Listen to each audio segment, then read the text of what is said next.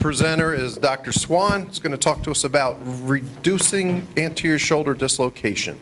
A little different talk, particularly for athletic trainers.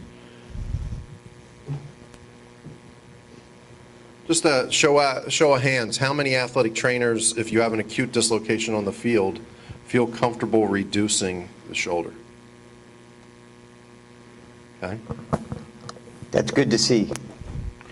We often talk about what we prefer as team physicians and what we prefer you guys to do. If there's a broken ankle, there's a dislocated joint, straighten it out. Some trainers, some younger trainers may often be a little hesitant there. What's the medical legal ramifications? But we've talked about this here in our practice, and our general consensus is go ahead and give it a try. Make them more comfortable, get it straight. So evidence-based management of the dislocated shoulder. Again, no disclosures. What are the best evidence-based strategies to reduce an acutely dislocated shoulder? So to review, the vast majority of dislocations are anterior, greater than 95%. Posterior dislocations are much less common, 2 to 5%. But importantly, more than 50% of these are missed on initial diagnosis. Inferior dislocations, also called luxatio erecti, are very rare, less than 0.5%. That's when the patient comes in with their arm stuck above their head. You might not see these, but if you do, it's very important to recognize that this has a very high rate of neurovascular injury. So these, if they do get reduced on the field or if they get reduced in the emergency room, they need to be monitored for that neurovascular compromise. It's like most of the things we talked about. The history is very important. Is this a primary or a recurrent dislocation? What's their chronicity? Did this happen just in the past hour or two? Is it 6 or 8 hours old? Is it more than that? The older it is, really in terms of hours, it's going to be harder to reduce after a few hours. Physical exam. What's the direction of the dislocation? The vast majority are anterior, and that is probably what this gentleman here has with that abducted and slightly forward flexed position, leaning over the affected shoulder. This guy here, it's a little harder to tell. Could his be a posterior dislocation? Of course, you need to do the neurovascular exam. The radiographic workup, like all things orthopedic, it's crucial to have more than one view. You have to see it from orthogonal angles. And preferably, you get an axillary view to see the dislocation or not, and the direction of it, but also to rule out a fracture. So here on the left, we see a somewhat typical anterior dislocation, anterior inferior, although there is a small greater tuberosity fracture there. This top right photo on the left of the top right photos, you might see that x-ray and think, hey, that shoulder's fine, it's not dislocated, no problem there, and this happens way too frequently. But it really should look like this photo here. That's a congruent shoulder joint. And in fact, this one is posteriorly dislocated. This is called a light bulb sign, where it looks a little bit like the contour of a light bulb, and that should clue one in that that is a posterior dislocation perched on the back of that glenoid. So reduction maneuvers. There are more reduction maneuvers than what I have listed here, but these are some of the ones I want to go over. You can categorize reduction maneuvers into those that are more traction-based, those that are more lever-based, and then this newer technique that I will get into. This is the Hippocratic Technique. We talk about this mostly for historical purposes. The treating caregiver places their foot in the axilla and then yanks on the arm to get the shoulder reduced.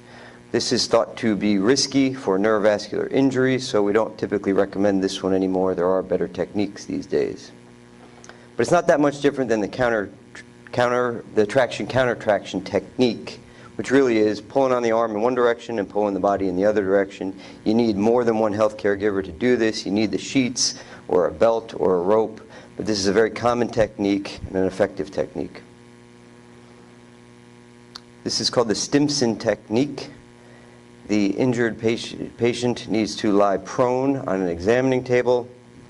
A weight is either tied around their arm or they can hang on to a weight, and they lay there with the shoulder hanging off of the stretcher. You start with 5 pounds, you can increase it to about 10 pounds. This can take a long period of time for this to reduce, but it usually will reduce after 15 to 20 minutes. This is one that if someone were alone, they could help reduce their own shoulder, lay on a picnic table, lay across a rock. If you're camping, wherever you are, alone by yourself, this is what I try to teach some of my dislocators after they've dislocated more than once. If they're ever alone, they can try this technique. The healthcare giver can add medial scapular manipulation, so you push the scapula medially towards the spine, and that can help that reduce. The Coker maneuver, this is about a 150-year-old technique. People still use this frequently. What we do here is the patient is involved with this one. They adduct their elbow against their torso, and then they actively externally rotate the arm to about 80 degrees. And at that point, the physician or trainer brings the shoulder forwards and rotates it to help reduce it, such as what we have here. She's adducted and externally rotating. Okay. Now I'm bringing the shoulder forward. Should reduce right about here as we internally rotate it. The Milch technique, very popular technique to utilize. This is a combination of traction and manipulation. Patient can be supine or seated. You use a hand on the humeral head in the axilla to help manipulate the humeral head into the glenoid. It's passive abduction by the health caregiver, launch gentle traction, and then manipulation of the humeral head. Something along these lines. External rotation at the end. The Ferris technique. It's a little bit newer technique. It's described as a fast, reliable, and safe technique. Patient is placed supine, and then there's passive range of motion in mild abduction, short oscillating movements while bringing the arm out into abduction. You can add a gentle external rotation maneuver at the end. This is considered relatively pain-free and quite easy, actually. So this is about what it looks like. You're pretty much shaking the arm, abducting it, but you bring it all the way up to about 120 degrees.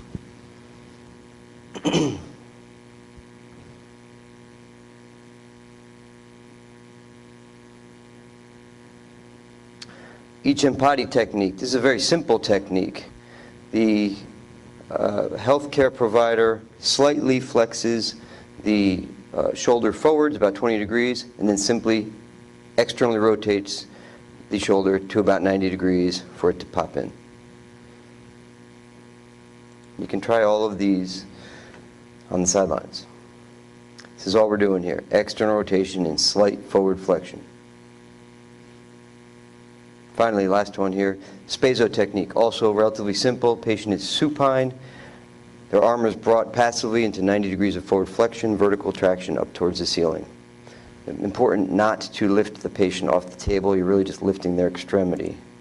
So here you see I'm just bringing it straight forward, bringing it up towards the ceiling. I'm pulling traction, and you have to hold it there for perhaps as long as 3 or 4 minutes. I'm slightly externally rotating as well. But what's the evidence regarding these techniques? There are several studies comparing some of the techniques. This is a level 1 prospective study out of Greece. They compared the traction counter-traction maneuver versus the Coker versus the Ferris. Interestingly, no anesthesia was given, no injection, no meds, no IV. And the results showed that the Ferris technique, that's the fast, reliable, safe technique, had approximately 89% success rate compared to traction counter-traction, which was 73%, and Coker was a little bit less successful. They also showed that the Ferris technique was less painful than the other two, slightly faster, 2 minutes compared to 4 to 5 minutes, and there were no complications. This is a study out of Israel, Journal of Shoulder and Elbow Surgery, also a level 1 study. They compared the Milch versus the Stimpson technique. Again, no sedation, no injection. And the results showed that the Milch was much more successful than the Stimpson in this particular instance. The Stimpson is not that well tolerated, especially if no medications or relaxation was given. Only 28% success with the Stimpson, but those patients complained of being in the prone position and being in that position for an excessive amount of time. So that may not be your first option, but again, it may be one that a patient can consider when they're on their own. This study is out of India. In Injury 2012, they compared the Ferris and the Hippocratic techniques. Again, no anesthesia. They had very good results with 1 or 2 attempts. The Ferris was 95% successful, and the Hippocratic was 91% successful. They showed that the FAERS was faster, less painful, and required fewer reduction attempts. I found this part interesting. This is in India, and from time to injury to admission took 3 hours. That's a long time to have a dislocated shoulder, but once they got admitted, it was only 9 minutes from admission to reduction. So the patients were out of the ER pretty quickly, and perhaps in part because no anesthesia was given, no IVs, no intra-articular injection.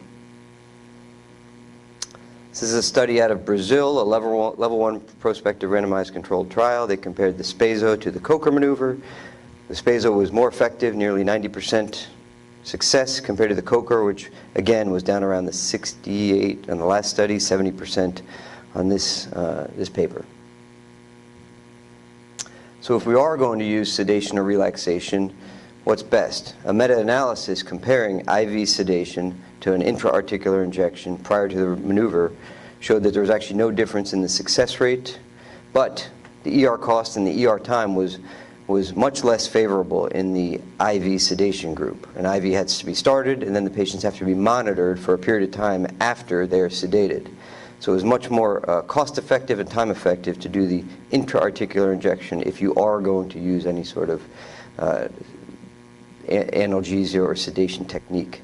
Complications are something we talk about. They often worry about complications of IV sedation. Are the patients going to get overly sedated and have to be kept in the hospital? And in this study, the answer was no. So Dr. Gatt touched on this, but I'll just review real quick. Once the shoulder is reduced, now what do we do? Do we give them a sling? Yes, we do for comfort, but does it prevent recurrence? No, it probably doesn't. So when do they take it off? Probably about when they feel comfortable. Shoulder position, he talked about the external rotation position. There was a wave of enthusiasm for placing patients in external rotation, but other studies have since shown that putting people in that position may not make a difference, so we're really not doing that anymore. Briefly, let me just talk about posterior shoulder dislocation. These are rare, but the reduction technique is good to know. These can be more difficult, so in this case, we do tend to recommend IV sedation. But it's a passive forward flexion technique with adduction and internal rotation, and you pull the arm across the body with some passive external rotation. Someone needs to be behind the body, pushing that humeral head forward into the socket. How about an inferior shoulder dislocation?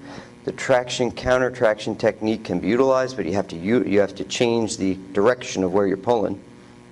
Or you can convert this to an anterior dislocation. So basically, it's an inferior dislocation. You rotate that humerus around, you try and manipulate it to the front of the shoulder, and then you use any one of the techniques that we've described to try and reduce it. So in summary, there are many different reduction techniques for reducing a dislocated shoulder. It's unclear which is really most successful, but some of the studies show that the FAERS, the each body, and the Spazo have the highest, at least, documented success rates. You really don't have to use anesthesia, and you can have a very high success rate without using it. Relaxing the patient, sort of helping them calm down is very helpful and important by report. If anesthesia is utilized, an injection is just as good as an IV for sedation, and a regular sling is enough after an anterior dislocation reduction. Thank you.